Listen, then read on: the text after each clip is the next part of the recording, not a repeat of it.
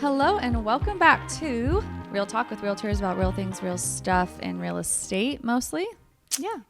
With Kelsey and Brandi of the Laffins team. So today we are talking about just some quick market stats, like what is a snapshot of what's going on in the market right now. We're going to talk a little bit specifically about Chico, why people are moving as well, and that kind of cover it. Yeah. I mean, it's August the 10th when we're recording this, so maybe this will give you some ideas of when you're listening, but August 10th of 2023. And I did pull up some stats on our local or our MLS. And right now we have about 129 active listings, which is about what we had earlier this year in January. So that's kind of surprising. So we're seeing a little tick up in inventory, a little bit, 10 houses or so.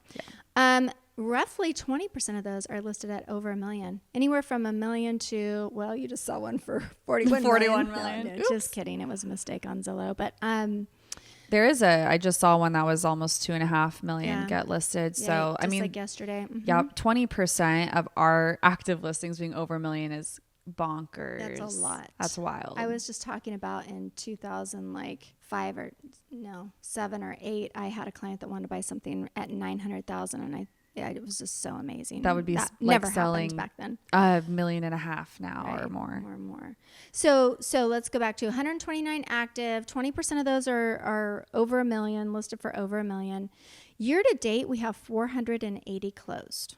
Last year, we had 749. So earlier in the year when we did those stats, we were roughly about 40% drop in the number of home sales. But now we're about 36% fewer sales. So it is shifting a little bit. Picked up a little. Yeah, it has. I think I know we're starting to feel on the team, we're out there talking to a lot more sellers that are interested in buying. So that would be great to get more inventory. And obviously we've talked about this before, but the reason why we don't have any inventory is because if you have a 3 or 4% interest rate, you're not going to want to sell your home. Yes. To get a 7% interest rate unless you absolutely have to. Yeah, so I think we need to see rates get into the 5s in order for people to feel comfortable leaving their interest rate. Or people who are moving, not everybody, but a good amount, I think, are keeping their homes. Like I have a client right now, she's moving to San Jose, and they're keeping their home at 3% and renting it out. So we have like locked up inventory right now. So they're able to qualify for both. So they're able to qualify for both, and their mortgage is less than what they could rent it out for because they have the 3% and they bought in 2020 or whatever. And they probably had some decent equity from the home before. Yeah. And so they did. That's the perfect reason why they should be keeping their home. Yeah, perfect scenario. So I guess moving on to why would people move? Why would people move? I mean, I know you're. Yeah, tell us why people would why would people leave their 3% rate in order to get a 7% rate? Not in order, but they would have to get a 7% rate. There's always people that need to move. That's the thing. Like clearly, yes, we're down 36% in transactions, but who are these 400, 500 people that have moved? Well, this is what we see most commonly. There are 7 reasons. Diapers. So they had a baby. Death. Obviously, we have a lot of elderly folks either dying, unfortunately, or moving in, like downsizing or moving into a home, etc.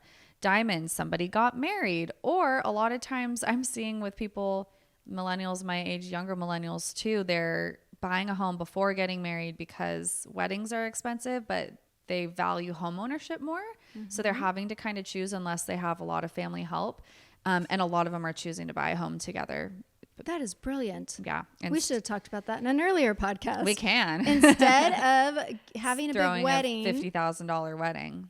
My mom offered me to do that. And that's what I should have talked about on the there things you go. I wish I would have. She said, I'll give you money to buy a house or you can have a wedding. That's a hard decision though. That is a hard decision. I mean, it is, but people are faced with that every day. You can always get married later. Yes. There's no rush. That's true.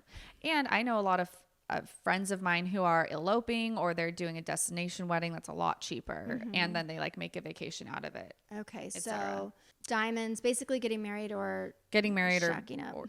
Exactly. Yes, shacking up. Good way to put that. That's a Dr. Laura phrase. I just heard about her the other day for the first time. Really? Yeah. Interesting. I heard it's a little traumatic. Oh. Dr. Laura. Oh. She's a little harsh or something. Oh, yeah. She'll just tell you like it is. Yeah. Tell you what is up. Yeah. Whether it's right or wrong. Okay. Divorce, opposite. Yeah. We're seeing a little bit of that right now throughout Chico for sure. Diplomas. So they're graduating. They graduated. They got a good job. Maybe they have graduation money, or they're getting help from parents, or Be a really whatever. nice graduation I present. know. I know. Well, sometimes. Defaults on a loan. So that's not happening that much right now, but it does happen. Or they're in like there is a house that's listed right now that's in pre-foreclosure, meaning they're about to default. So they're trying to sell before that happens. Right. And then relocation, which does not start with a D, but obviously moving for jobs Driving or family. away. Driving away. Yes. Brandy's on a roll today. Yeah. So like my client that's moving to San Jose, her, I believe, I don't know if it's her parents or her husband's parents are down there and they don't want to move. And so they're like, well, if we're going to move to be with them and help them in their older age, we're just going to do it before the girls are in elementary school. So those are major life things that are happening there.